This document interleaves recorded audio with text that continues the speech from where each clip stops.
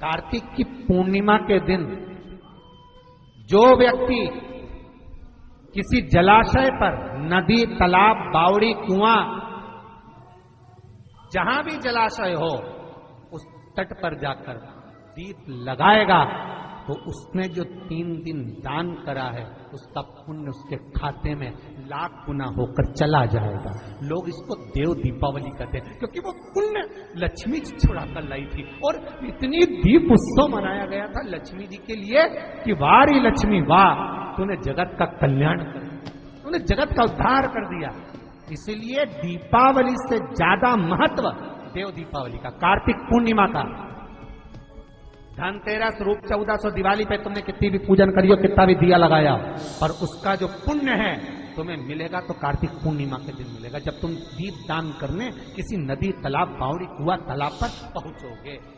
वहां नहीं जाओगे तो पीपल के पेड़ के नीचे, वहां नहीं जाओ तो आंवले के पेड़ के नीचे, पर वहां दिया दान होना चाहिए। दिवाली से बड़ी दिवाली होती है दिवाली, कार्तिक पूर्णिमा को कहते देव दीपावली। दिवाली से बढ़कर दिवाली, क्योंकि दिवाली का पुण्य हमारे खाते में नहीं है, धनतेरस का पुण्य हमारे खाते में नहीं है, रूप 14 का पुण्य हमारे खाते में नहीं है, पर जब तक देव दिवाली ना मना ले हम। स्कंद पुराण में 4 जगह बताइए दिया लगाने के लिए कार्तिक पूर्णिमा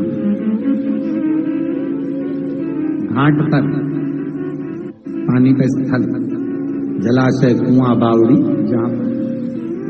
दूसरा, आंवला या पीपल या बड़ का पेड़, जो भी आपके नजदीक होगा। तीसरा, चौराया, रोड, स्कंद पुराण में स्पष्ट किया है, मार्ग, रोड, चौराया, चौरस्ता। चौथा, जहां आप निंद्रा लेते हैं, निंद्रा मतलब जहां आप सोते हैं, उस कक्ष।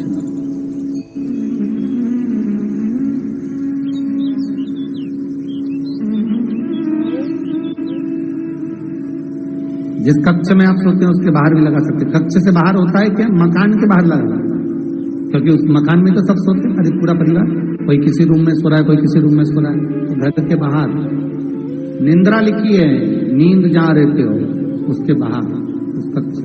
तो आप निंद्रा कक्ष से बाहर, सभी सोते हैं घर के बाहर। स्कंद पुराण में 4 स्थान बताए कार्तिक पूर्णिमा पर दीप दान करना, शाम के समय।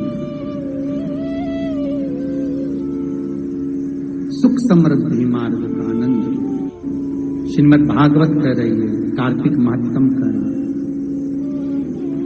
जीवन मिला है, मौका मिला है, मनुष्य की देह मिली है, तो उस मानव के शरीर को भगवत चित्त चिदानंद वृत्ति में रमा।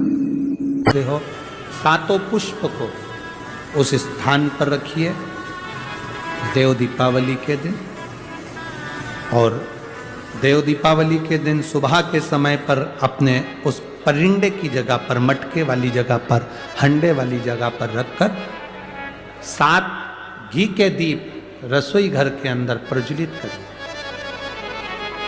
7 दीप की पूजन करिए और पूजन कर कर वो 7 पुष्प जब दीप ठंडे हो जाएं, पूर्ण तरह से आनंद के साथ सुबह के समय जब आप पूजन कर लें, उन 7 पुष्प को दिन भर में से कभी भी देवाधिदेव महादेव के दरवाजे पर, शिव के दरवाजे से मतलब है शंकर के ऊपर, अगर शिव के मंदिर नहीं जा सकते तो बेलपत्री के नीचे, बेलपत्री के नीचे भी नहीं जा सकते तो पवित्र नदी के तट पर या पीपल के वृक्ष।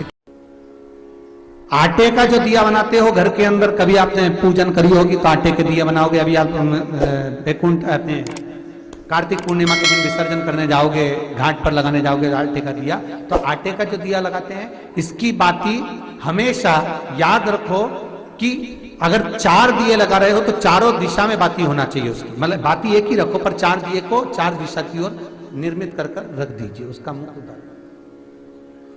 आटे के दिए में कभी भी चोंच नहीं बनाना चाहिए, अर्थात बत्ती रखने की जो चोंच होती है आटे के दिए में कभी नहीं बनाना, बिल्कुल गोल बनाना चाहिए और उसको फिर विसर्जन की ओर आप लेकर जाओ या देवता की ओर लगाओ, जहां लगाना है, पर उसमें चोंच नहीं होना चाहिए। जिस आटे के दिए में चोंच बन जाती है उसको बलि का भाग ग्रहण करने वाले देव